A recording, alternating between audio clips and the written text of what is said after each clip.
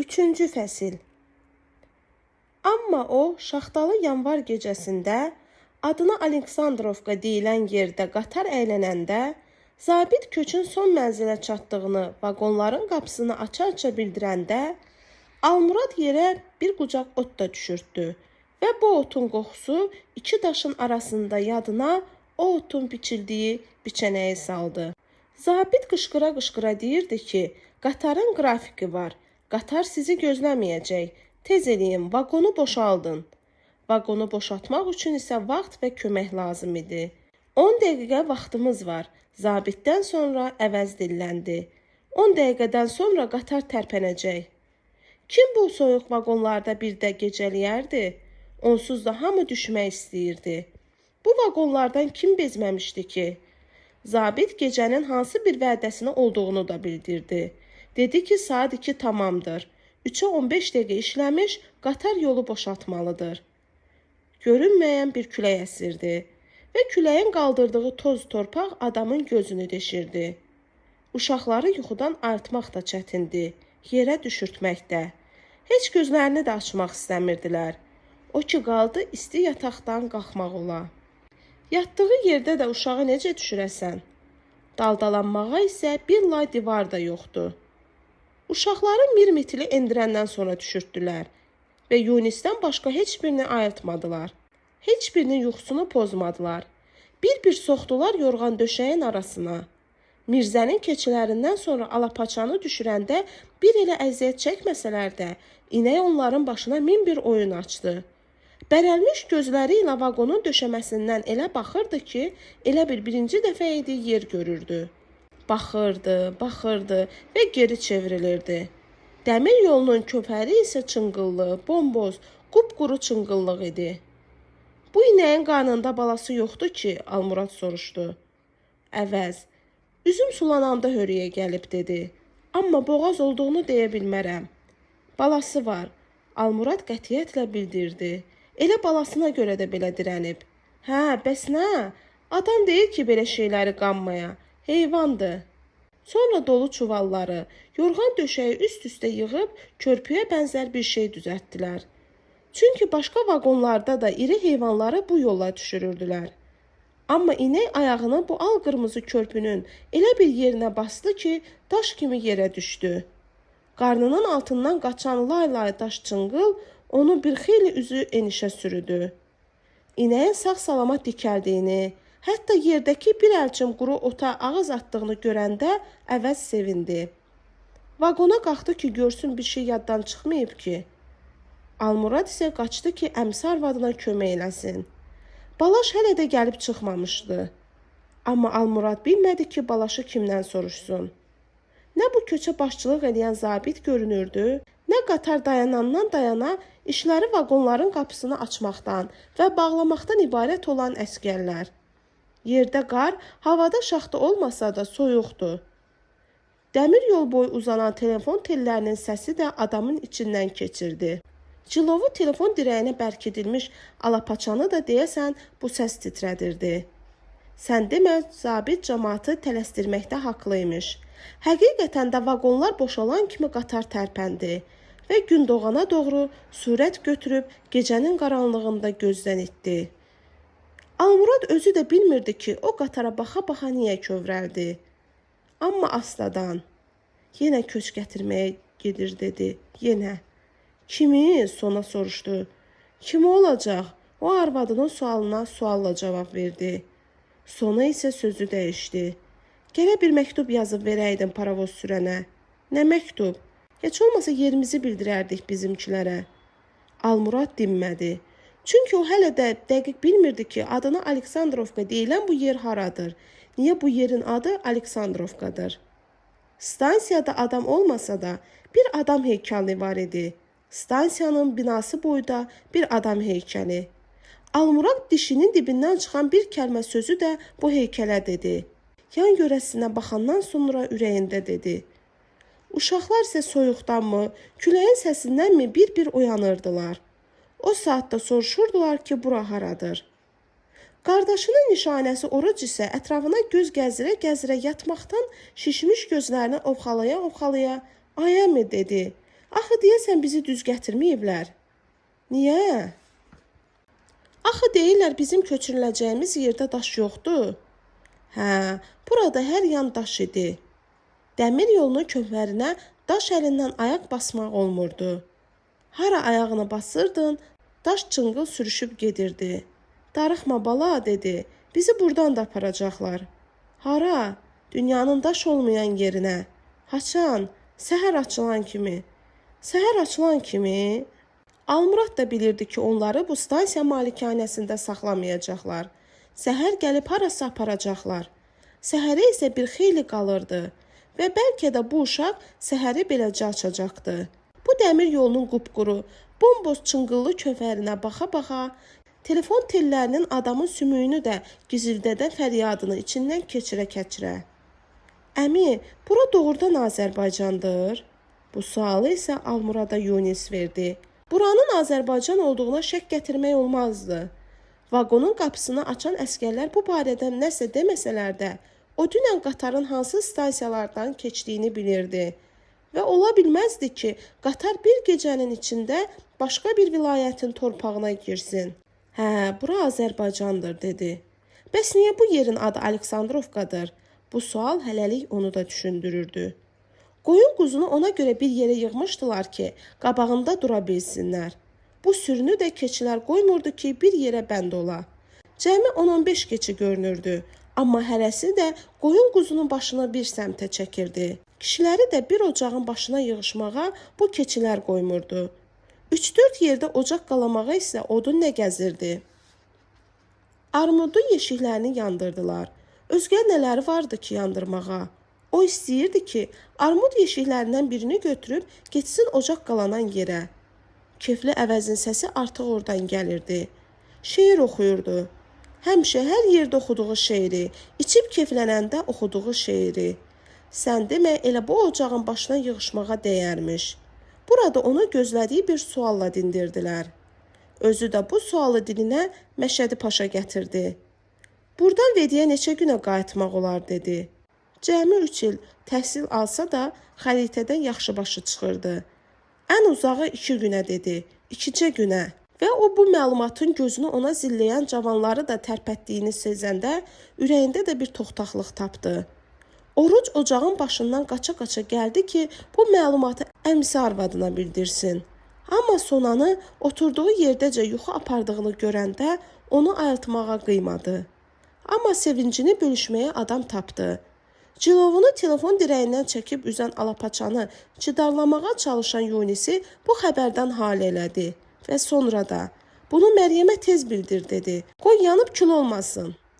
Yunisin Məryəmlə bağlı sirrindən 11 yaşını hələ tamam eləməmiş bu əmsi oğlunun çoxdan xəbəri vardı və həmişə bu 11 yaşlı uşaq ona beləcə sataşardı.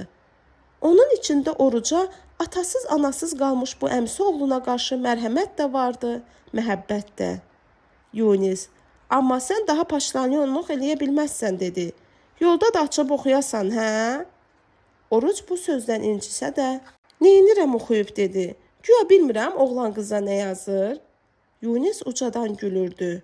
Amma Oruc birdən-birə Yunisin gülə-gülə ağladığını da gördü. İnsanın gülə-gülə göz yaşı axdığına o birinci dəfə şahid olurdu.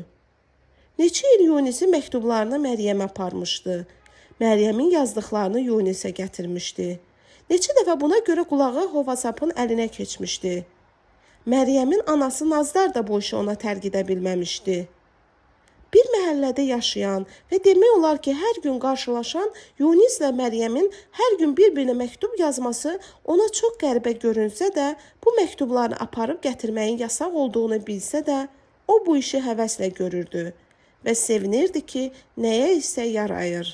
Biz qayıdandan sonra da sən Məryəmə məktub yazacaqsan? Biz qaydacağıq ki, bəs nə, bura həmişəlik gəlməmişik ki? Qaydacağıq, əmim özü demirdi. Bahadır və Sonanı hələ oxuyub başa çıxa bilməyən Yunis isə bu yolu indidən qayıtmaq istəyirdi. İndidən. Külək yavaşlayandan sonra başlayan yağış çox çəkmədi ki, bu köçün kişilərini bir yerə yığmış ocağı da söndürdü. Kişilərin çoxsunu Şimal Əhməd içirtmişdi. İçəndən sonra dünyanın dərdini özünə yük eləyənlər də vardı, deyib gülənlər də. Amma ocağın bu yağışdan sonra sönməsi bu çölün düzündə təzə-təzə hala gələn kişi məclisini dağıtdı. Yağışdan daldalanmaq üçün hərə bir səmtə qaçanda isə stansiyanın xırda qaranlıq binasından qara, mahud dəmir yolçu şineli geyinmiş, eşmə bığlı bir kişi çıxdı. Sizin qadoyuz alım dedi, gəlin içəri. Şübhəsiz ki, 90 evin adamı bu dəmir yol binasına sığışa bilməzdi. Bəlkə də elə buna görə onun təklifini qəbul eləyən olmadı. Amma yuxulu gözlərini ovxalaya-ovxalaya stilləyən bu kişini içəri qayıtmağa da qoymadılar. Hamı bu yerlə bağlı bir söz soruşurdu. Birdən-birə o deyəndə ki, burada su yoxdur, hamının əli üzündə qaldı. Yağış isə artıq yeri sılatmışdı. Torpaq saqqız kimi idi. Yerimək də olmurdu. Öz başına heç yana tərpənməyin. Səhər gəlib sizi buradan aparacaqlar. Bu da eşmə bığlı dəmir yolçunun köçə axır sözü oldu. Amma kim gələcəkdi, kim aparacaqdı, hara aparacaqdı? Bu suallar o yağışlı, küləkli yanvar gecəsi kimi qaranlıqdı. 32 il əvvəl bu köçü, bu elatı qürbətdə belə qarşılamamışdılar. Təbriz yolunda yenidən əli silah tutanların bir bölüyü irəli keçmişdi. Bir bölüyü arxada qalmışdı. Bir bölüyü də atdan düşüb yalın qayalıqlara dırmaşmalı olmuşdu və çox keçməmiş qarşı dağın ətəyində iri bir insan məskəni görünmüşdü. Kəndə çata-çatda köçün qabağına bir dəstə yarlıq-yasaqlı atlı çıxmışdı. Bu atlıların da başçısı başına fəs qoymuş atlı Abbasqulu bəyə yaxınlaşmış, özünüzü nişan verin demişdi. Abbasqulu bəy də tanışlıq verəndən sonra onların arasında belə bir mükalimə olmuşdu. 2 il qan axıtdınız. Bu da axırı. Hələ axırı deyil bəy. Arvad uşağı yer yurd eləyəndən sonra biz yenə qayıdacağıq. Ermənilərlə vuruşmağa? Erməninin bura nə dəxli var bəy? Bəyəm biz ermənilərlə vuruşurduq? Erməni də bizim kimi başı daşlı bir millətdir. İntihası barmaqda tez oynayır. Bu elat hamısı bu fikirdədir. Bu elat fikirləşməyi sevmir bəy, Oğuz elidir. Başına fəs qoymuş atlı atdan düşəndən sonra mən bu eli yaxşı tanıyıram dedi. Yaxşı tanıyıram. Daşnaqlar Ermənistanın Vedi kəndini 2 il mühasirədə saxlasa da ala bilməmişdilər. Bu barədə Şərqin bütün qəzetlərində yazılar getmişdi. Və bu 2 ildə Vedidən çıxmayan Abbasqulu bəy də bu yazılardan xəbər tuta bilməmişdi. Hər halda o zaman o atlının doğma dili, doğma ləhcəsi Almuradı ürəkləndirmişdi.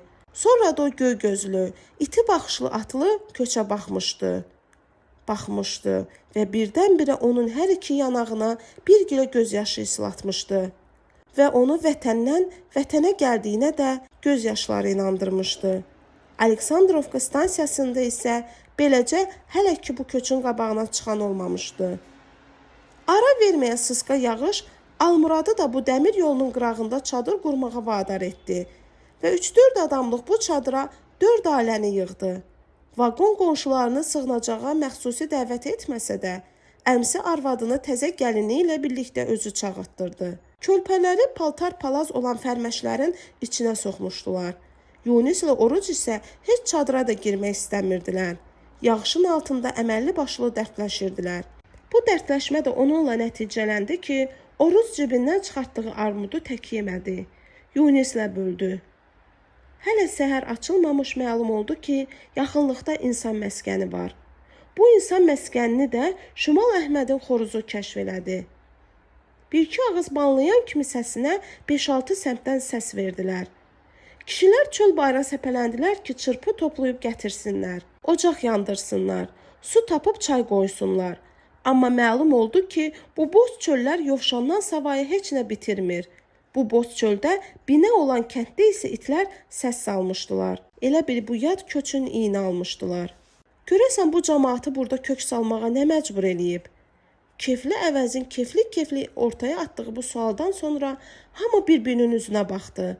Hamı çiynini çəkdi və bəziləri də Allah bilir dedi. Qəfildən doğan günəş uşaqları oyadandan sonra yenidən özünü buludların arxasına verdi və elə bil uşaqların üzünün işığını da özü ilə apardı.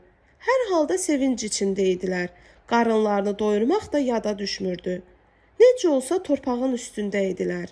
O dəmir yolunun qırağında dünyadan xəbərsiz ayı potaları kimi oynaşan uşaqlardan biri də bu sətirlərin müəllifi idi. Olub qalan nə qədər paltarım vardısa, anamın, atamın təkidi ilə keçirtmişdim əynimə. Tərpənə də bilmirdim. Ancaq onu bilirdim ki, bircəciyini soyunsam, atam məni tutub basacaq çadıra. Daşın kəsəyin, zığın palçığın içində ayı potası kimi eşələnmək isə çadırda arvad qeybətinə qulaq asmaqdan xoş idi. Ona görə xoş idi ki, hələ bizim bu köçü stansiyadan aparmaq istəyənlər olmasa da, bizə tamaşa eləmək üçün gələnlər çox idi və onlar nədənsə bizə yaxınlaşmağa ürək eləmirdilər. Onlara sarı gedən kimi qaçırdılar. Təkcə balacalar yox, yepyekə oğlan uşaqları da həmçinin. O uşaqların arasında bir xeyli Rus latış uşağı vardı. Mənim ən çox diqqətimi cəlb eləyən də o Rus latış uşaqları idi. Birinci dəfə idi ki, Rus latış uşağı görürdüm. İnsan saçının bu qədər sarı, insan gözünün bu qədər göy olması məni heyrətə gətirirdi. Nahara kimi bizi nə aparmağa gəldilər, nə o uşaqlar bizə yaxınlaşdılar. Axşamüstü atam armud yeşiklərindən birinin də ağzını açdı. Amma yeşiyi bizim qabağımıza qoymadı. Armudları bir-bir çıxarıb ortalıqda yarısı yerə quyulanmış qaya daşının üstünə düzdü. Yalnız bundan sonra bizim köçün tamaşasına gəlmiş böyüklər, cavanlar, uşaqlar bizə yaxınlaşmağa, ətrə adamı 10 addımdan məst eləyən armudlara baxmağa başladılar. Vaqonda keçirdiyimiz onca günün içində armudların çoxsuna xal düşmüşdü. Tamam əzilib lalıqlayanları da vardı. Mənimsə ən çox armudun bu cür yumşalanlarından, hətta bir qədər də turşumuş iyi verənlərindən xoşum gəlirdi.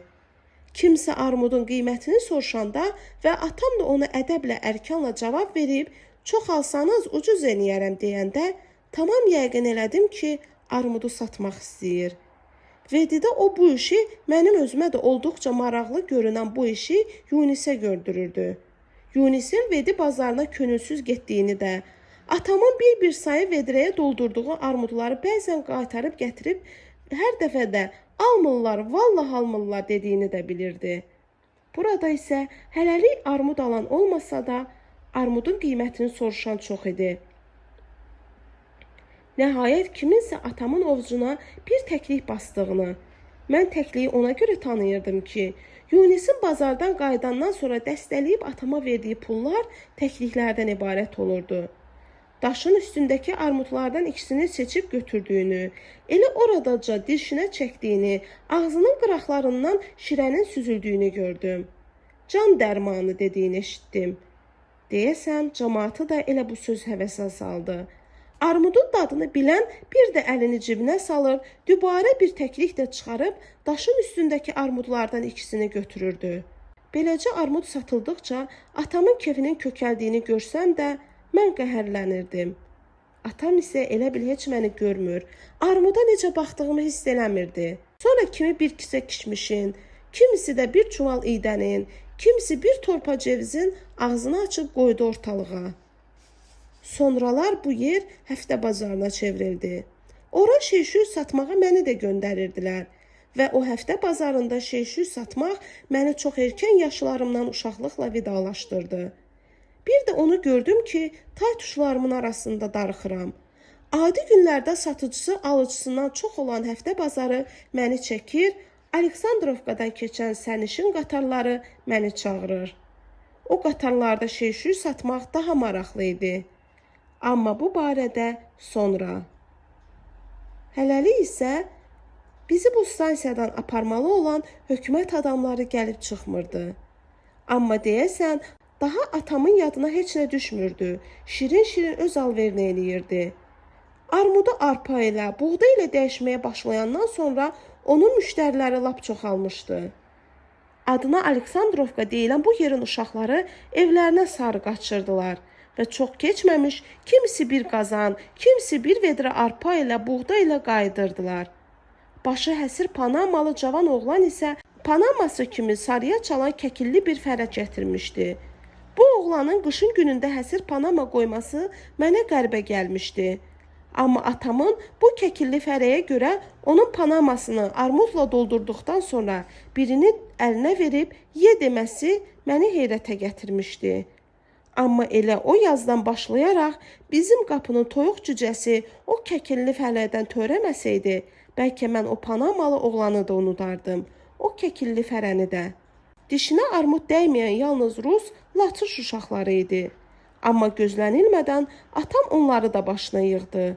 Hərəsinə heç olmasa bir armud verməsə də, birini 2-3 yerə bölüb hamısına payladı. Və o Rus, Latış uşaqları da bunun əvəzini tezliklə çıxdılar. Bizə doğranmış yulğun odunu gətirdilər. Və bu odunu da görəndən sonra atam onlara dübarə armud payladı. O yulğun odunu ilə yandırdığımız ocağın gözünü hava tamam qaralandan sonra çadıra keçirdilər. Çox keçmədi ki, çadırın havası dəyişdi. Amma biz uşaqları yenə də paltar-palaz dolu fərməşlərin içinə soxdular. Bu balaca stansiyada aramsız keçən qatarların səsi isə məni bir xeyli yuxlamağa qoymadı. Və fərməşdən çıxmaq üçün mənim çıxarmadığım oyun qalmadı. Səhər aylandı isə gördüm ki, yenə fərməşin içindəyəm. Çadırda isə heç kim yox. Onsuz da bütün paltarım məynimdə idi. Özümü bayıra atdım. Stansiyada uzun bir qatar əylənmişdi. Vaqonlardan adam səsi, mal-heyvan böyürtüsü eşidilirdi. İçərdən qışqıra-qışqıra qapıların açılmasını tələb edirdilər. Tez-tez soruşurdular ki, bura haradır. Bir də soruşurdular ki, burada daş varmı? Görünür, onları da bizim kimi dünyanın daş olmayan yerinə köçürürdülər. Vedillərin köçüdür, kefli əvəz dedi. Deyəsən, bunları doğrudan da dünyanın daş olmayan yerinə aparırlar. Qatar tərpənənədək mən də yerimdən tərpənmədim. Və qatar gözdən itəndən sonra anamın gözlərinin yaşardığını gördüm. Ətraf kəndlərin uşaqları yenə bizim köçü dövrəyə almışdılar. Elə bil heç bu uşaqların işi gücü yox idi. Atam yenə də o adi qaya daşının üstünə armud düzmüşdü. Daha armuda tamaşa edən çox olsa da alan yox idi. Heç bilmirəm səliqə ilə doğranmış yulğun odunu gətirən Rus, Latış uşaqlarının bizə daha tez qaynayıb qarışmasına nə səbəb oldu? Azərbaycanca tərtəmiz danışan o uşaqların arasında göy-göz, arıq bir qız uşağı vardı. 3 gün cibimdə saxladığım və sonra itirdiyim bir tikə qəndi də mənə o qız vermişdi. Hər halda o bir tikə qənd yovşandan başqa heç nə bitirməyən bu boz çölü mənim gözümdə dəyişdi. Məni bir tikə qəndlə bu torpağa bağlayan o qızın adının İlon olduğunu sonradan öyrəndim. Amma bu barədə də sonra. Uşaqlar həqiqətən də çox tez mehribanlaşdılar. Daha armudu alınmasa da, gəlib onların köçünə yiyə duran, hallarına yanan olmasa da, Almuradın kefinə açan bir şey vardı. Balalarının Rus uşaqları ilə oynaması. Ona elə gəlirdi ki, uşaqlar bu yolla Rus dilini tez öyrənərlər. Rus dilini uşaqlarına o, müharibədən qayıdan gündən öyrətməyə başlamışdı. Amma o bilmirdi ki, bu Rus uşaqları bir-biri ilə də rusca danışmırlar. Günortadan sonra Balaş da gəlib çıxdı. Bu köçün dünəndən bəri gözlədiyi hökumət adamları da. Hökumət adamları deyəndə ki, Stalin kolxozunun sədri Qırmızı qız bəsdi, Aleksandrovka kənd sovetinin sədri Səfərdi, bir də kənd sovetinin katibi, üçü də at belində idilər. Katibin atı da özü kimi arıq, sısqa, çəlimsiz. Qırmızı qız bəs rayon rəhbərliyi adından köçü salamlayandan sonra bildirdi ki, onları müvəqqəti olaraq Aleksandrovka kəndinin Azərbaycanlılar yaşayan evlərində yerləşdirəcəklər. Onu da qeyd elədi ki, çətinliklə də olsa ev sahiblərini razı salıblar. Kənd sovetinin sədri cəmaatı siyahıya alandan sonra köçün ağsaqqalını soruşdu. Məşədi Paşa irəli çıxsa da, bu gündən bu cəmaata ağsaqqallığı Almurad eləyəcək dedi. Almurad. Hər halda ağsaqqal kommunist olsa yaxşıdır. Mirzənin sözünə qüvvət verənlər çox oldu. Hətta kimsə bir o qalmışdı elə dedi. Pleni özümüzə ağsaqqal seçək. Mən sözümü dedim. Məşədi Paşa bu sözü var səsi ilə dedi və onun səsini kəsən olmadı. Almurad isə bu cəmaata həqiqətən ağsaqqallıq eləmək istəyirdi. Əsas məqsədi də bu köçü geri qaytarmaq idi. Fikirləşirdi ki, bu yer lap cənnət də olsa, doğma yurda dönməlidirlər. Yalnız doğma yurda, ataları, anaları, nənələri, babaları uyuyan torpağa dönməlidirlər. Bu yerin bərəkəti isə göz qabağında idi. Torpaq ağac da bitirmirdi. Bir qucaq yulğun qırmaq üçün gərək Araz qırağında adına Şam deyilən sərhəd qorğuna gedəydilər. Dəmir yolunun kövhərində tığlamış kömür tullantısının altındakı kömürü kefli əvəz tapdı. Bu kömürü necə yandırmağın yolunu da cəmaatı o başa saldı. Vedrədən kömür sobası düzəltmək üçün isə onun iki daşın arasında qayırdığı sobaya bircə dəfə baxmaq kifayət idi. Vedrənin ortasından deşiklər açmış, bu deşiklərə məftil keçirtmiş, deşiklərin altında da nəfəslik qoymuşdu. Vəssalam. Kefli əvəzin bu iki daşın arasında qayırdığı sobanın sorağı kişiləri bir vedrənin başından keçməyə, soba qayırmağa vadar eləyəndən sonra qadınlar da kim bilir, neçə ildən bəri dəmir yolunun qırağında qalıb bərkimiş kömür tullantısını eşməyə başladılar. Uşaqlar da onlara kömək eləyirdilər. Əslində bu elə uşaq işi idi. Kömürü eşmək, gözə gələnini götürmək iti göz istəyirdi. Kömürün qarası bu kömür tağının üstündə əlləşənlərin hamısının əlini qaratmışdı. Əllərini tez-tez burnuna çəkən Orucun isə üz-gözü lap islahatdan çıxmışdı. Cəlili, Gülsümü kömürə əl vurmağa sona özü qoymurdu. Ona görə yox ki, uşaqlarına yazığı gəlirdi. Ondan ötürü ki, yer yaşdı. Gün batan çağı bu kömür tağının üstündə mələyin dəli Xoşqədəmlə davası da düşdü və gözlənilmədən saç yolma ilə nəticələndi. Bu da kişiləri araya girməyə məcbur elədi. Qoltuq ağacı ilə kömür tağının bir tərəfindən kömürləri arvadının qabağını itələyən Mirzə isə bunu yolda Stalinə yazacağam dedi. Dövlətin kömrünü dağıtmaq olmaz. Qəribə də olsa bu dava dalaşdan, Mirzənin hədə qorxusundan sonra elə bir kömür bir daha qiymətə mindi. Bikarçılıqdan darıxan kişilər də kömür tağının üstünə çıxdılar. Əslində kişilər Aleksandrovka kəndinin kişilərini gözləyirdilər ki, gəlib onları evlərinə aparsınlar, yer yurd eləsinlər. Amma o gün Aleksandrovka kəndindən Güllübəyim adlı bir zənən xeylağı gəldi. Birinci sözü də bu oldu. Mən ərsiz arvadam. Sonra da dedi ki, kişisiz ailə varsa onun dalınca getsin. Bu köçdə kişisiz ailələr çox idi. Amma nədənsə o sözdən sonra Güllübəyimin yanına düşən olmadı. Gün batandan sonra peyda olan atlı isə məlum oldu ki, yetim qız uşağı axtarır saxlamağa. Hələ də ab-havası duyulan müharibə Vedidə də yetim uşaqların sayını çoxaltmışdı. Əmisinin, dayısının, bibisinin, xalasının qoltuğuna sığınanları bir-bir saymaq olardı. Bu orta boylu, qara, qıvraq atlı təklifini dübarə bildirəndə onun cavabına kefli əvəz verdi. Bura bax, bəlkə sənə kəniz lazımdır dedi. Düş atdan görək. Amma o nəinki bu təkəlli adamın qabağında atdan düşmədi. Əksinə, atın üzünü çöllüyə çevirib başını buraxdı və at tərpənəndən sonra da ucadan sizin ağzınızdan qan iyi gəlir dedi. O gecənin də səhərini bu dəmir yolunun qırağında açdılar. O gecədə səhərəcən külək əsdi və dəmir yolu boyunca uzanan telefon telləri fəryad elədi. Amma o gecə soyuqdan üşümədilər. Kömür sobaları baş ağrısı versə də Allah əvəzin atasına rəhmət eləsin deyirdilər. O gecə də Şumal Əhməd kişiləri bir küp çaxırın başına yığdı.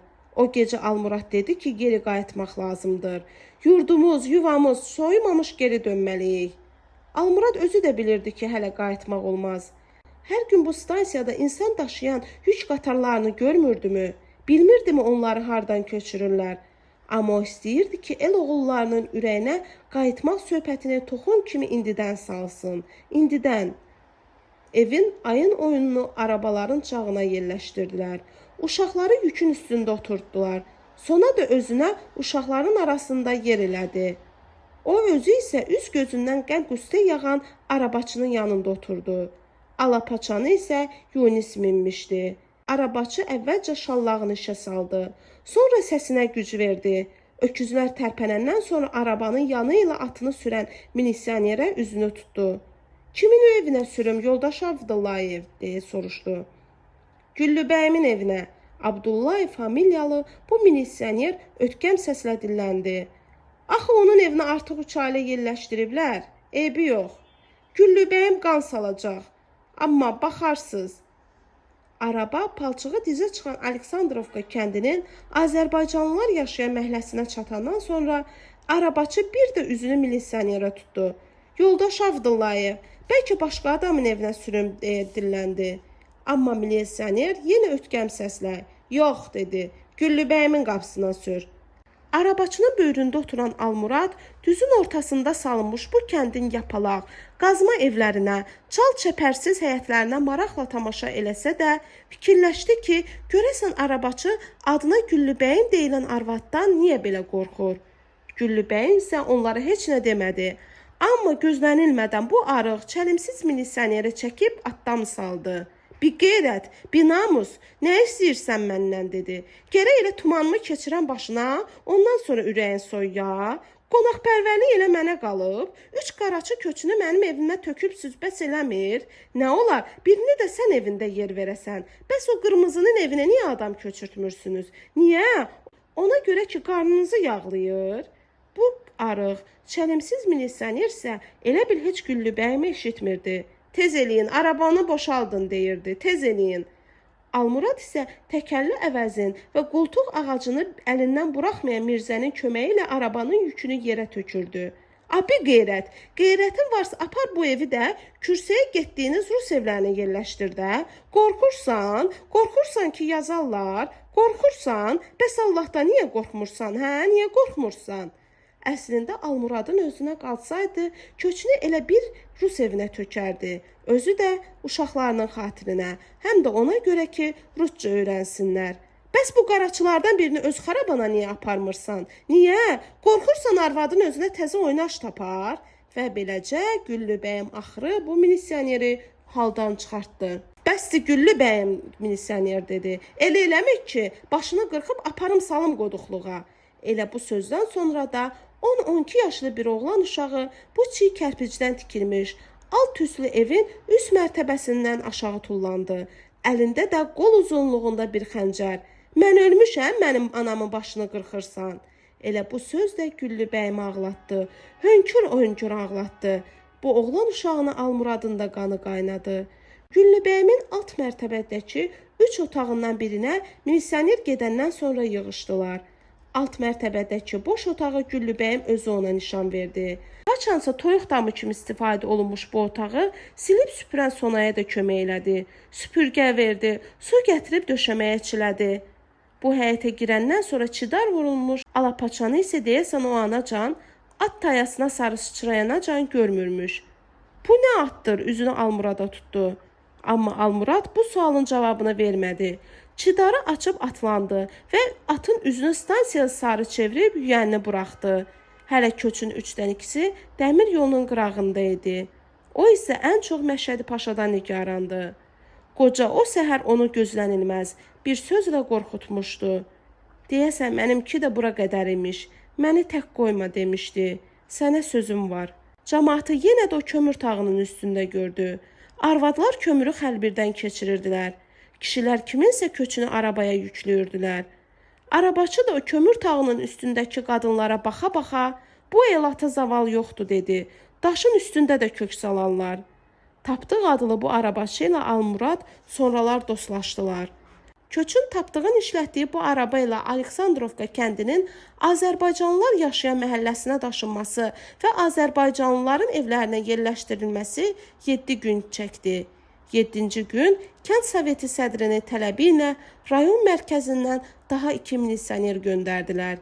7-ci gün raykon katibi də gəldi və Güllübəyim cəmaatın içində ona "Qonaqpərvərlik yaxşıdırsa, bəs niyə qonaqpərvərlik eləmirsən?" dedi. "Niyə eləmirsən?" 7-ci gün hala ağırlaşan Məşədi Paşa "Evi evə zorla yerləşdirməzlər" dedi. "Bu işin bir hoqqası çıxacaq. Ehtiyatlı olun." Bu işin hoqqası çıxanda artıq Məşədi Paşa bu dünyada yox idi. Malyariyadan ölmüşdü. 7-ci gün Almurad bu köçün kişilərini vəziyyəti birdən-birə ağırlaşan Məşədi Paşanın başına ona görə yığmışdı ki, Doğma ocağa qayıtmaq söhbətini onun yanında təzələsin. Moskvaya rus dilində ərizə yazmaqdan ötürü Aleksandrovka poçtunun rəisi Rudolf Karloviç pul istəmişdi və Almurad da istəyirdi ki, hamı bu xeyirxah işə pul qoysun, hamı bu işin marağında olsun. Bikarçılıq onu tez darıxdırırdı. Əslində heç bikar da değildi. Bütün günü adına Şam deyilən yerdən sərhəd qoruğunun bəri üzündən yulğun doğrayıb daşıyırdı ki, heç olmasa gündə bir dəfə bu balaca otaqda qurduğu sobanı yandırıb içində isinə bilsinlər. Hər gün olmasa da gün aşırı təndirə od salıb çörək pişirmək üçün də odun ocaq lazım idi. Odun ocaq axtara-axtara da bu üzü kimi özü boz çolu tanıdı. Azacıq qar yağmış, soyuq bir gündə düşdüyü canavar izi onu gətirib kim bilir neçə ildən bəri qoyun dırnağı dəyməyən bir qoyun ağılına çıxartdı ki, bu ağılın gəlməsi ilə bütün eli qışdan çıxarmaq olardı. Amma o əvvəl istədi heç kəsi bu işdə xəbərdar etməsin. Amma sonra içindən nə isə baş qaldırdı və nəsə onu məcbur elədi ki, ağılın yerini oddan, ocaqdan ötürü bütün günü ləlik kabab olan el oğullarına da bildirsin. Ağıl kətdən 15 kilometrə aralı olsa da, bir həftədən sonra bu qoyun yatağının da altını üstünə çevirdilər. Hətta çal çəpərini də söküb bellərində daşıyıb gətirdilər kəndə. Bunlar canavar kimi şeydilər, yoldaş Əsədullayev. Bunlara gərək indidən öz dişimizi göstərək. Bu çöldə baş çıxarmaq üçün gərək elə canavar olasan. Yəni deyirəm ki, bunları qudurtmaq olmaz. Bunlara vəzifə paylama. Birazdan qıçlarını qoyacaqlar belimizə. Qırmızı qızbəsin kabinetində bu mükalimə gedəndə o bu kabinetin astanasında dayanmışdı. Yenə iş üçün gəlmişdi. Sənətinə uyarlı bir işin qulpundan tutmaq istəyirdi ki, heç olmasa alapaça ac qalmasın. Sənətinə uyarlı işə isə fermada tapa bilərdi. Müharibədən qabaq zootexniklik kursunda oxumuşdu. Düzdür, müharibə onu bu kursu da bitirməyə qoymamışdı.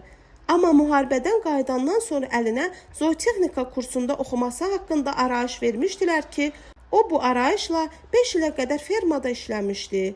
7-8 yaşından qoyun quzu güdən adam da necə ola bilər ki, mal qaradan baş çıxarmasın? Qırmızı qızbəs yenə də ona dedi ki, ona fermada iş verəcək, amma biraz dözsün. O isə sosialist əməyə qəhrəmanı kimi bir ad da almış. Bu adlı sanlı qadına bilmirdi necə desin ki, işsiz qala bilmir. Onun bir çətən külfəti var. Bikarçılıq Almuradı gətirib çıxardı Rudolf Karloviçin yanına. Yerli cəmaatın adına Rudolf dediyi kişi Rudolf Karloviç Azərbaycanca danışanda heç kim ağlına gətirə bilməzdi ki, o latışdır. Yaşı 50-ni keçmiş bu kişi saqqal saxlayırdı və dən düşmüş saçları da onu yaşlı göstərirdi. Çiyninin biri əyri idi və danışanda da nazik, uzun boynu əyri çiyninə düşürdü. Mən ərizəni yazaram, Rudolf Karloviç dedi, amma inanmıram müsbət cavab gələ. Heç mən də inanmıram. Bəs onda niyə yazdırırsan? Lazımdır Rudolf kişi, bunu yazdırmaq lazımdır. Bu sözdən sonra bir qədər fikrə gedən Rudolf Karloviç, sən haqlısan dedi, lazımdır. Yoldaş Stalinin adına yazım? Yox, Mavzaleyə yaz, birbaş Leninə. Mavzaleyə ərizə yazmağın dəbə düşdüyünü Almurad çoxdan eşitmişdi və fikirləşirdi ki, görəsən bu birinci kimin ağlına gəlib? Birinci məktubu Mavzaleyə kim yazıb? Rudolf Karloviç. Uzağı 2-3 ilə qayıtmasanız, sonra çətin olacaq, dedi. Almurad bunun səbəbini ondan soruşanda bir kitablıq söz söylədi. Bir kitablıq söz. Rudolf Karloviçin dediyinə görə 1925-ci ildə onların Qərbi Ukraynadakı Aleksandrovka kəndini məmə yeyəndən pəpə yeyənədək vaqonlara dolduranda bir aydan sonra təzəcə tikilmiş bu dəmir yolunun qırağına tökəndə 300 nəfər imişlər. Qış girəndə isə artıq bu yerdə 100 xristiyan qəbri var imiş. Anasının və 2 qardaşının qəbrini o özü qazıbmış. Müharibədən sonra da onlar bu yeri tərk eləyə bilərmişlər. Amma onları yoldan elə bu qəbirlər saxlayıb. Və Rudolf Karloviçin dediyinə görə o zaman bu çölə yerli cəmaat qışdan qışa qışlamağa gəlirmiş.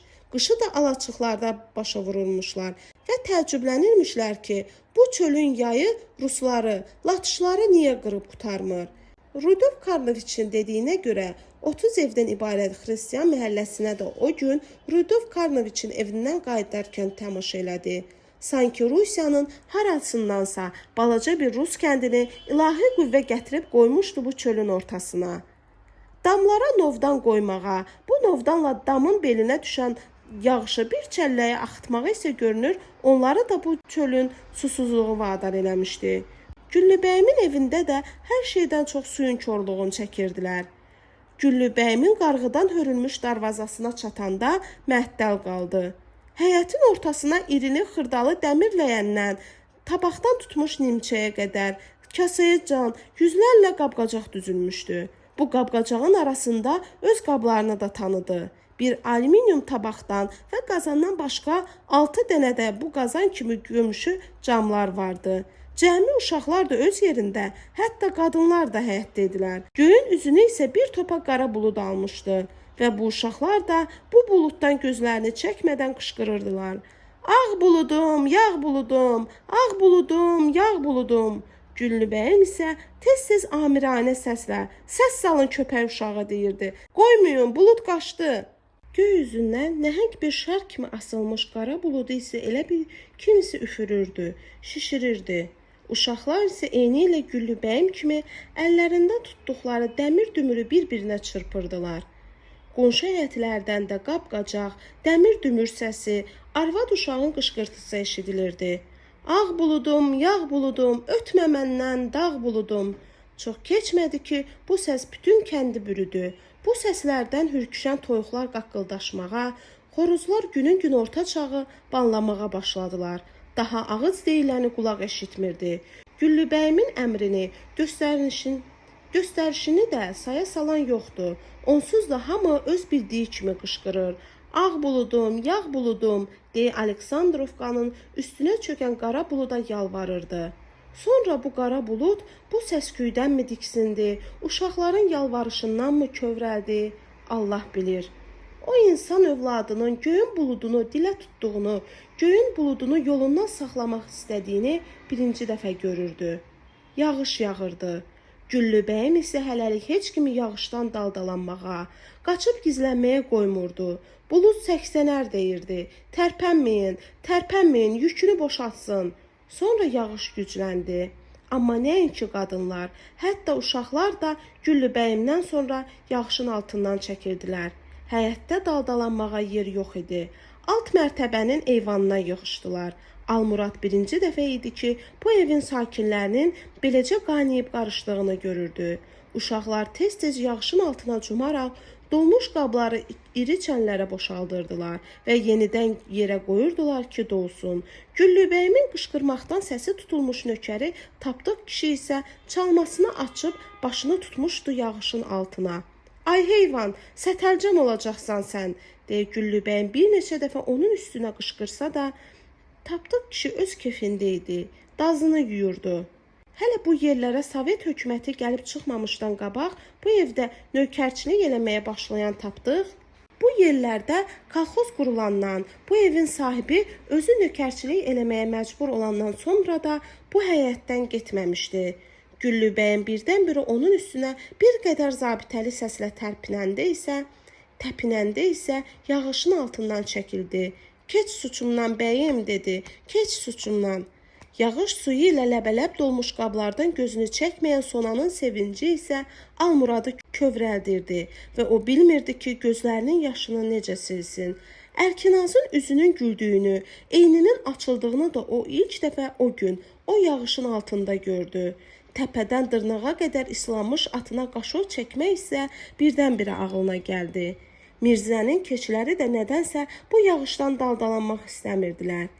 Biraz hava mülayim olsaydı, bəlkə elə Almurad özü də bir xəlvətə çəkilib, başını bu yağışın altına tutardı. Nədənsə axır zamanlar başının tükü tökülməyə başlamışdı. Əl atanda çəngə-çəngə qopurdu. Hər yataqdan qalxanda yastığına kədərlə baxırdı. Əmsi oğlu Balaşın başçılıq elədiyi ailə Güllübəyimin 4-cü kirayənişini idi və onları at tövləsində yerləşdirmişdilər. Almurad, gəlinin hələ peşman olmayıb ki, deyə əmsi arvadından soruşdu. Nə bilim, əmsi arvadı dedi. Dilini anlayıram ki, it qızının. Hələ əl qolla bir-birimizi qandırırıq. Amma o qış günlərinin birində Almurad qaynanası ilə əl-qolla danışan bu erməni qızının təmiz Azərbaycan dilində Sona Bülbüllər mahnısını oxuduğunu öz qulağı ilə eşitdi və Sonaya başa saldı ki, gedib bəzi şeyləri qandırsın. Sona elə o gün ərinin tapşırığına əməl eləsə də, Sona Bülbüllər oxuyan erməni qızının səsi ertəsi gün yenə Güllübəyimin həyətini bürüdü. Balaşın hardansa tar alması və tövlədən bayıra çıxmadan o tarı inadla çalması da Almurada qəribə gəlirdi. Axşamlar o at tövləsində verilən pulsuz konserti, repertuarı cəmi bir mahnıdan ibarət olan konserti Güllübəyimin malikanəsində hamı gözləyirdi. Balaca uşaqlardan tutmuş qocalara qədər.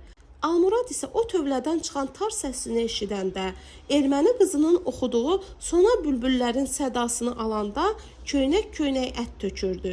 Balaşı isə söz deməyə qıymırdı. Hətta arabir bir qənaətə gəlirdi ki, bəlkə də elə yaxşısına balaş eləyir. Oğlu Cəlillə qızı Gülsüm Rudolf Karloviçin evinə ayaq açmışdılar. Onun uşaqları ilə oynayırdılar. Yunislə Orucu hər gün məktəbə yola salırdılar. Özü isə arvadı ilə fermaya gedirdi. Qırmızı qız bəs ona istədiyi işi tapşırmışdı. Belə çıxırdı ki, həyat öz axarına düşüb. Amma əslində belə deyildi. Yerli cəmaatla gəlmələrin, bu yerə köçürülənləri yerindən yurdundan asılı olmayaraq belə adlandırırdılar. Sözü hər addımda çəpləşirdi. Əslində heç yerli cəmaatı qınamağa da dəyməzdi. Gəlib evlərini tutduqları bəs deyil, hələ vəzifələrini də əllərindən alırdılar. Daha doğrusu qırmızı qız bəs özü öz yerlilərini işdən çıxarıb yerinə gəlmələri qoyurdu. Bunun səbəbini isə o zaman heç kəs bilmirdi. Heç kəs bilmirdi ki, Almuradın Rudolf Karloviçə yazdırıb Moskvaya Leninin mavzoleyinə yolladığı məktubu rayonun ən mötəbər, ən nüfuzlu komitəsinə göndəriblər. Məktubun üstündə isə o zamanın ən nüfuzlu adamı dərkənar qoyub. Hər halda axşamlar at tövləsində verilən pulsuz konserti, repertuarı cəmi bir mahnıdan ibarət olan konserti Güllübəyimin malikanəsində hamı gözləyirdi.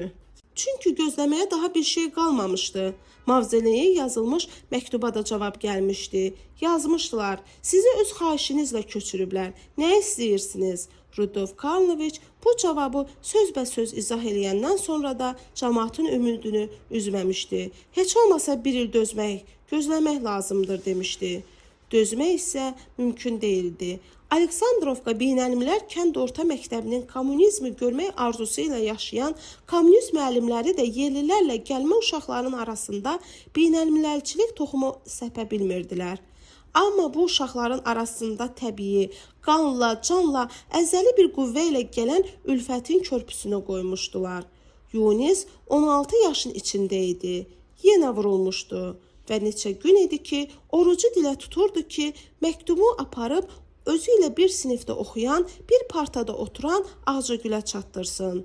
Yunisin xəbəri yox idi ki, hələ 12 yaşını tamam eləməmiş Oruc da Rudolf Karloviçin böyük qızı Layməyə məktub yazmaq istəyir. Məktubu aparıb çatdırmağı hələ məktəbin yolunu tanımayan Cəlinin boynuna qoymuşdu. Amma bilmirdi ki, kimə yazdırsın.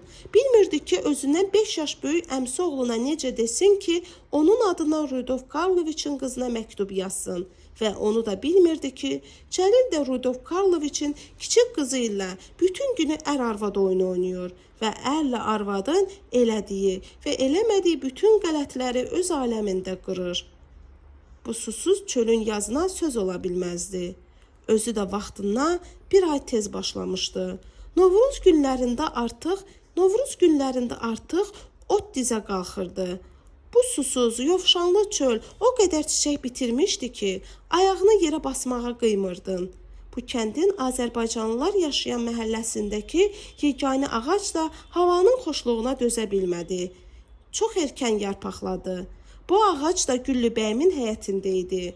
Uşaqları bütün günü kölgəsinə yığan o qollu budaqlı tut ağacı barını yetişdirənə dək Güllübəyinin evindən çıxa bilmədilər. Ev sahibəsi ayaq yoluna getməyi də onlara qadağan eləmişdi. Hətta uşaqları qorxutmuşdu ki, kimi orada tutsa atacaq içinə. Güllübəyimin söyüşünü, qarğışını götürməmək üçün özlərini ayrıca təndiri də həyətdən bir xeyli aralıda qurmuşdular. Sona iki canlı olmasaydı və gündən görə ağırlaşmasaydı, çoxdan o həyəti tərk eləyərdilər, gedib hardasa çadır qurardılar. Üst mərtəbədəki otaqların birinə cavan, subay kənd müəllimini gətirib yerləşdirəndən sonra isə Güllübəyim quyruğu kəsilmiş ilana döndü. Gecənin bir vədəsi görürdün ki, tavandan sidik töküldü üstünə. İy bastı evi. Nə eləyə bilərdin? Gəmidə oturub gəmiçini döyməyəcəkdin ki, aradan artıq pərdə götürülmüşdü. Almurad atdan yuxarı qışqırırdı. Döşəmənə heyfin gəlsin Güllübəyim, çürüdəcək. Yuxarıdan cavab gəlməsə də azacıq sonra cırıldayırdı. Üst evin döşəməsi alt evin tavanı idi. Üç mərtəbədə pıçıldayanda da altda eşidilirdi. O cavan, subay kənd müəllimi hər gün bir baş soğanı, iri təndir çörəyinə yavanlıq eləyirdi və artıq 5-ci sinifdə oxuyan Oruc hər gün məktəbə bu xəbərlə gedirdi. Kamal müəllim çörək yeyir. Yavanlıq deyilən şeyin bərəkəti o yaz günlərində hamının evindən çəkilmişdi. Daha Güllübəyim də səhərlər o tut ağacının kölgəsində süfrə açmırdı.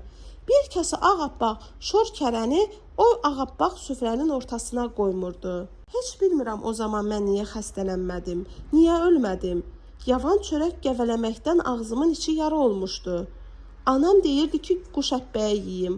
Quşəbbəyə yeməsəm ağzım sağalmayacaq. Nə qədər quşəbbəyə yemək olardı. Sonra da yemlik çıxdı. Yemlik biraz şirəli idi, tutumlu idi heç olmasa. Atam işdən gecələr qaydanda ara bir şüşə də süd gətirirdi. Anam o südü bizə xəlvət içirirdi. Və mən bilirdim ki, atamdan qabaq o fermada zootexniklik eləyən Andrey kişini də bir şüşə südə görə tutublar. Çölün o tərəfi ilə qarnımızı doyurmağa gedəndə arabir Güllübəyim xalanın son beşiyi məmləkət də bizə qoşulurdu. Onun məmləkətdən savayı bir qızı və 3 oğlu da vardı. Kefli əvəzin bir cüt qızı, mənim bacım Gülsüm, Oruc, Yunis və mən bu uşaqları qarışanda həyət baca Güllübəyim xala demişkən dönürdü uşaq bağçasına. Nədənsə ən çox biz uşaqlardan zəhləsi gedirdi. O həyətdə görünəndə bayıra çıxmazdıq. Günortalar onsuz da biz uşaqların bayıra çıxmağa ixtiyarı yox idi. Çünki onun böyük oğlu Eldəniz günortalar yatırdı. Həyət bacada kimsənin cınqırı çıxmamalı idi. Cavan bir oğlanın günortalar yatması və rahat uyumasından ötürü Güllübəyim xalanın belə canfəşanlıq eləməsi o zaman da mənə qəribə görünürdü. Çünki Güllübəyim xala özü nəinki gündüzlər, heç gecələr də rahatlıq tapa bilmirdi. Sübh tezdən kolxozun işinə gedirdi. Hava qaralanda qayıdırdı. Sonra da başlayırdı təndir yandırmağa, çörək pişirməyə, paltar yumağa. Atamın dediyinə görə gecənin hansı vədəsində bayıra çıxsaydın, görərdin ki, həyət bacada dolanır. Başını o dələsə də Almuradın ürəyində Güllübəyimə qarşı hörmət vardı. Almurad onu anlayırdı. Almurad anlayırdı ki, o bu yerlə, göllə, o bu düz dünya ilə ərinin davasını eləyir. Onun bu çöldə adına kolxoz deyilən birliyin özülünü qoyan ərini isə müharibə qutaran ili tutmuşdular. Özü də nə az, nə çox düz 15 il iş vermişdilər və dünyanın elə bir yerinə göndərmişdilər ki, məktubu bir ay yol gedirdi. Güllübəyimi qınamağa dəyməz, yarası ağırdır, nə eləsin bilmir, acığını kimin üstünə töksün bilmir. Ona elə gəlir, ərinin tutulmasına da biz bais olmuşuq. Almurad bu sözü hər yerdə deyirdi, hər yerdə. Və nədənsə Güllübəyim bu həyətdə gəzib dolanan qadınlara salam da vermirdi. Bir söz olanda da kişilərə üzünü tuturdu. Arvadına qandır ki, at köynəyini qurutmağa yer tapsın. Xanımına başa sal ki, arvad darbalağını şəridə bir dəfə sərər. Arvadına denən arağı həyətə tökməsin. Güllübəyimin tutu sulanmışdı. Yeməli idi. Amma kimin nə həddi vardı o tut ağacının altından keçə, o tut ağacının bir budağına əl uzada. Tutun altına tökülənlərini uşaqlar Güllübəyim evdə olmayanda xəlvətcə dənləyirdilər. Güllübəyim isə hər səhər işə getməzdən qabaq o tutun altını süpürürdü. Axşamlar işdən qaydanda əvvəlcə o tutun altında ayaq saxlayırdı. Baxırdı. Bəzən də yanılmadan tutun altına düşmüş izin sahibini yanına çağırırdı. Bura gəl görüm deyirdi. Deməmişəm toyuqların payını yeməyin. Güllübəyimin sözündən belə çıxırdı ki, uşaqlar tutun altına tökülənləri dəlləməsəydilər, onun toyuqları ac qalmazdılar və yazın bu çağında yumurtadan kəsilməzdilər. Qəribə idi. Almurad bu yerdə də Güllübəyimə haqq qazandırırdı. Ev canlıdır deyirdi. Arvad belə olar. Amma məktəbdə dərslərin kəsildiyi, uşaqların yay tətilinə buraxıldığı o may günündə cır-cındır içində gəlib bu həyətə çıxan adam quş kimi o tut ağacına çıxdı və o tut ağacını budaq-budaq çırpdı. Güllübəyimin gözünə baxa-baxa çırpdı. Ağacın dibinə tökülmüş barmaq-barmaq tutlara da əl vurmağa ürək eləməyən uşaqların üstünə qışqırdı. Yeyin dedi, qorxmayın. Uşaqlar toyuq kimi tutu yerdən dəlləməyə başladılar. Uşaqlar toyuq kimi tutu yerdən dəlləməyə başlayanda da tutu son güləsinə qədər dənləyib, yenə ağacın budaqlarına sarı boylananda da Güllübəyim bir kənardaca tamaşa eləyirdi. Amma Almurada elə gəlirdi ki, Güllübəyim güllə kimi açılacaq, bütün kəndi kəsəyə buraya yığacaq. 2 gündən sonra o adam libasını tamam dəyişib, kənddən çıxıb gedəndən sonra da Güllübəyim Almuradla o tutun davasını etmədi. İyunun əvvəlində havalar isinəndə onun evini tərk eləyəndə isə ağladı. Sən demək Güllübəyim də ağlaya bilirmiş. Almurad isə onu çoxdan anlayırdı. Anlayırdı ki, o bu yerlə, göylə, bu düz dünya ilə ər davası eləyir. O adamın cın-cındır içində gəlib bu qapıya çıxması hamıdan çox Almuradı ən böyük arzusuna çatdırmışdı. O, düz 10 il uzaq şərqdən, Kuril adalarından məktubu gələn yeganə qardaşı İsmailin sağ-salamat gələcəyinə inanmırdı. Çünki qardaşının nə üstündə tutulduğunu da bilirdi, xüsusi rejimli türmədə yatdığını da. 12 yaşlı Oruc atasını ilk dəfə görürdü. Bu həyətdəki uşaqların heç birini orucdan seçməyən atası isə elə bil bu uşaqlarla oynamağa gəlmişdi. İsmail əmimə güllələnmə hökmü oxunandan 6 il sonra mən dünyaya gəlmişəm. Mən dünyaya gələndə gözlənilmədən İsmail əmimdən məktub gəlib ki, sağdır. Atam axşamlar həmişə İsmail əmimdən danışırdı və ağlım söz kəsəndə artıq mənə elə gəlirdi ki, İsmail əmmimi mən də görmüşəm. Qəribə də olsa, mən onun üzünü görmədiyim o adamı yaxşı xatırlayırdım. Vedidi həyətimizdə onun hələ müharibədən qabaq aldığı velosipedin çarxları, oturacaq yeri və heç nəyə yaramayan sükanı qalmışdı. Mənə elə gəlirdi ki, İsmail əmimi elə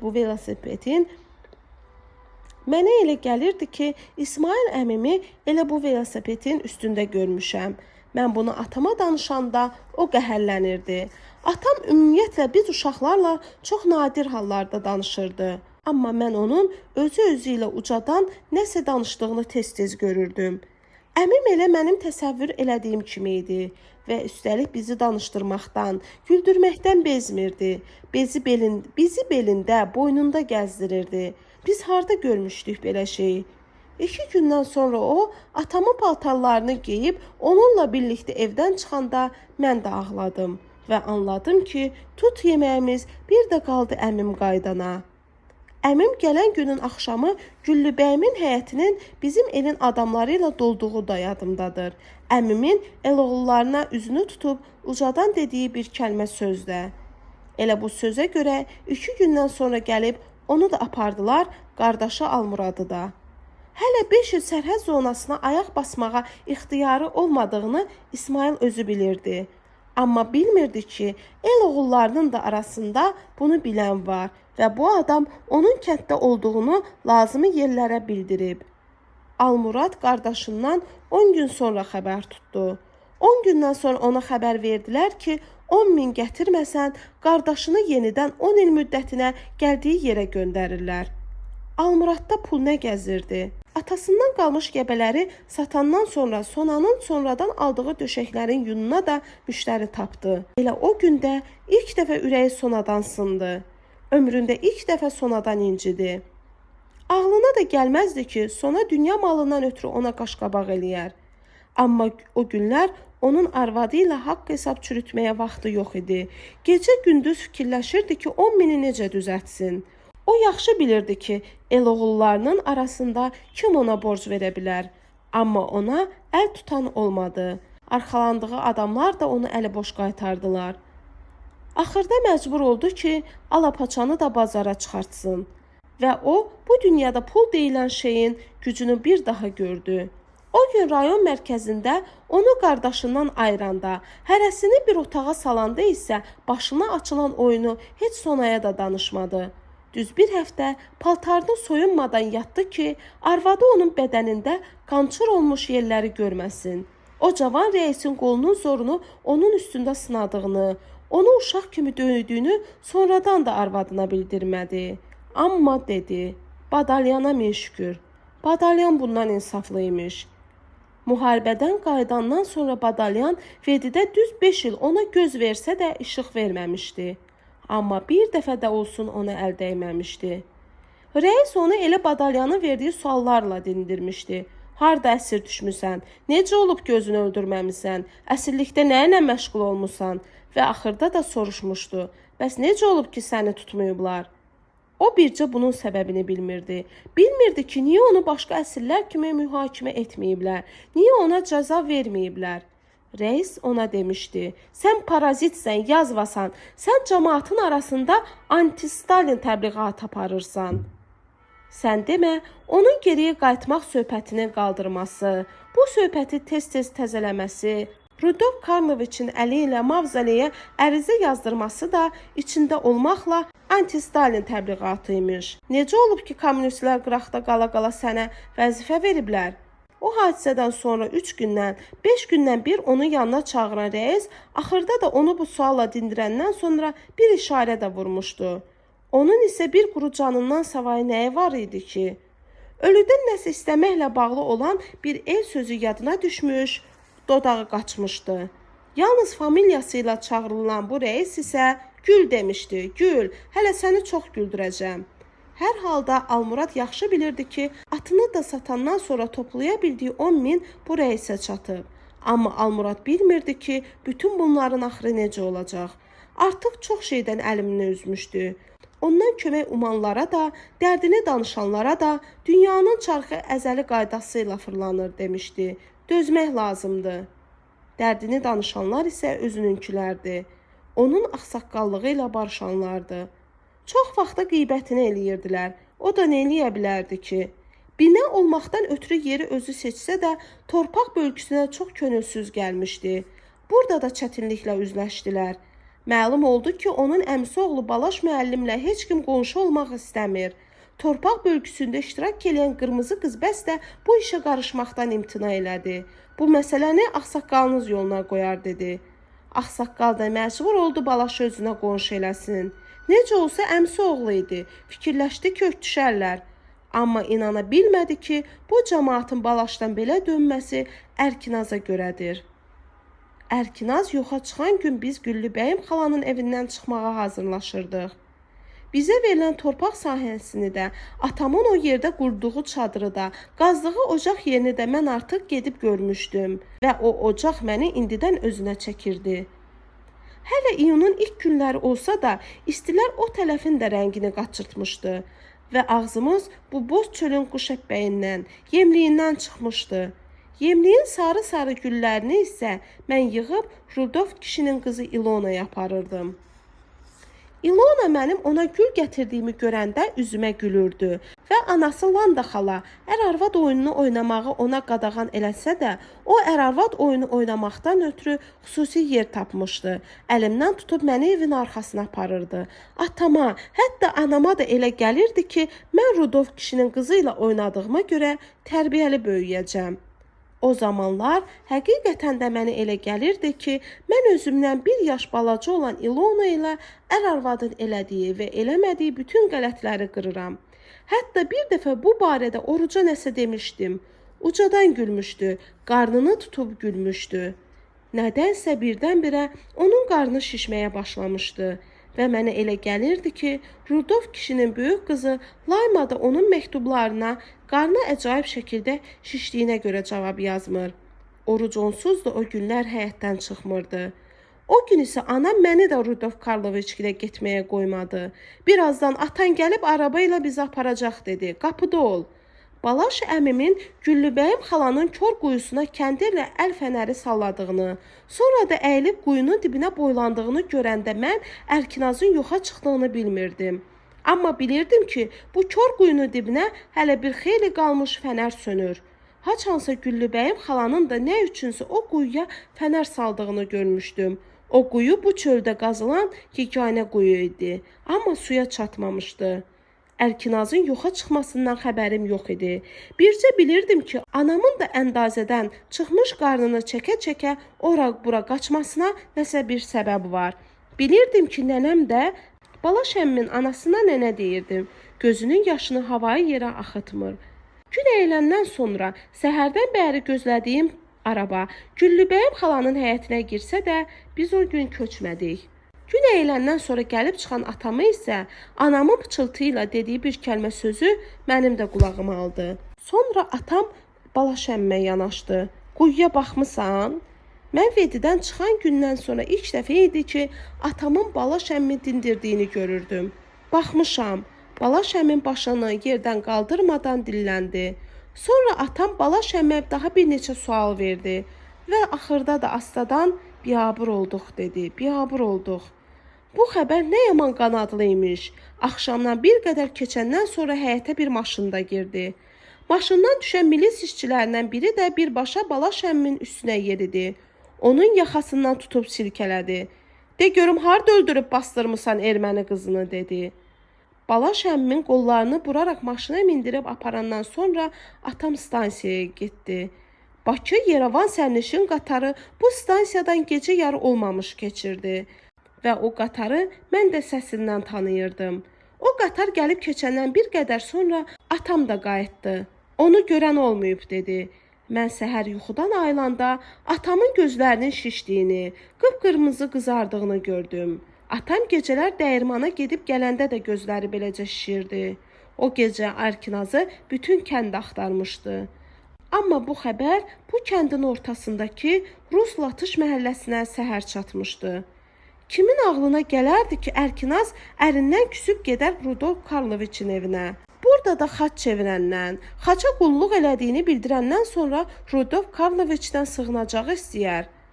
O hadisəyə qədər də bu kəndin yerlisini, gəlməsini bir yerə yığan bir-iki hadisə olmuşdu. Qarlı bir gündə bu köçdən ayrılmalı olan dərmançı Vəli gəlib çıxanda onun qızının tamaşasına yerlilər də gəlmişdilər. Qız ağappaq idi. Heç elə bil bu aylar ərzində gün görməmişdi.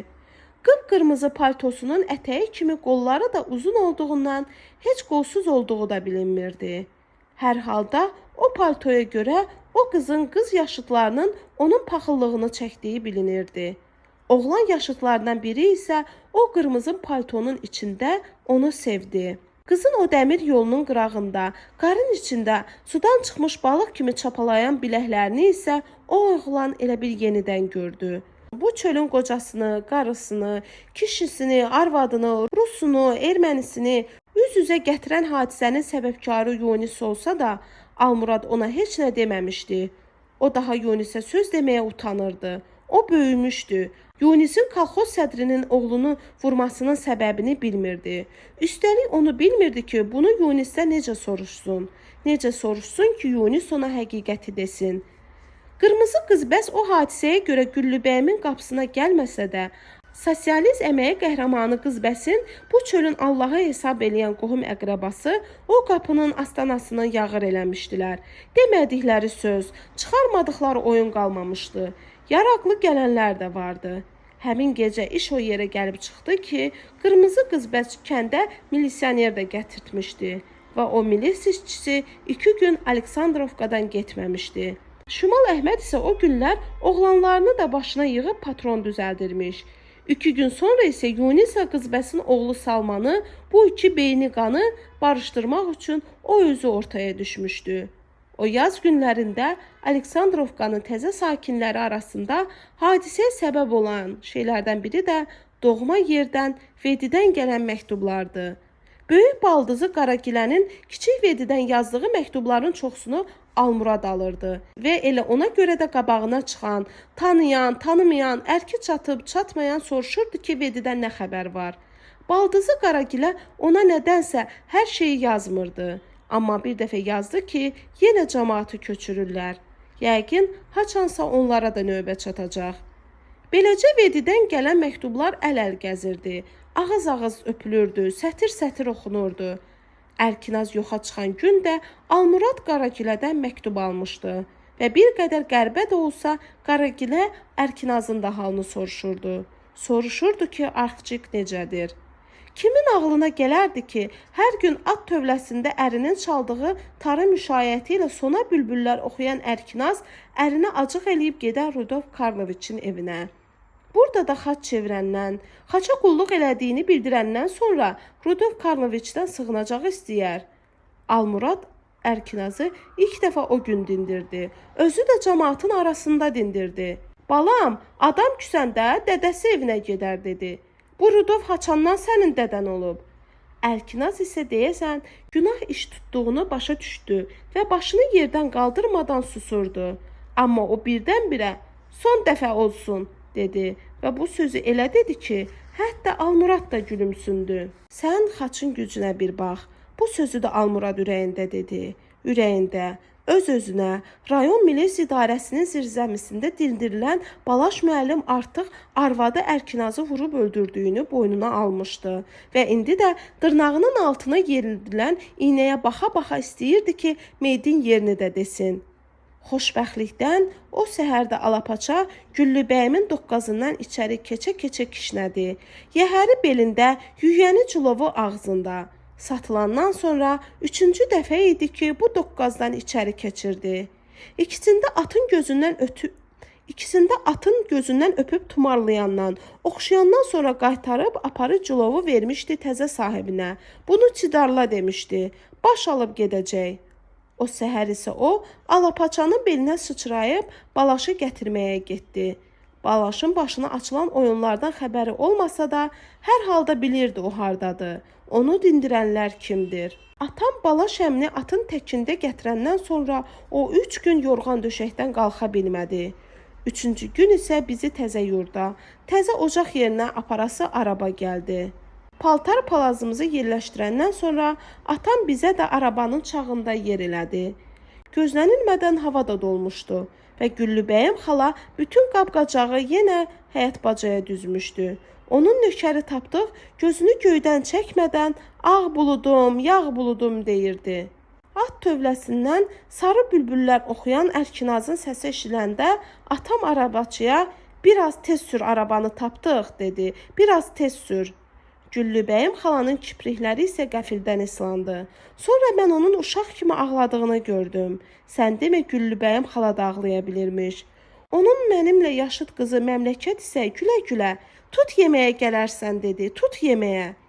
O qollu budaqlı tut ağacının əl çatmayan budaqlarına qonmuş Murad quşlarını isə bu yerdə o quşlara alasığırçın deyirdilər.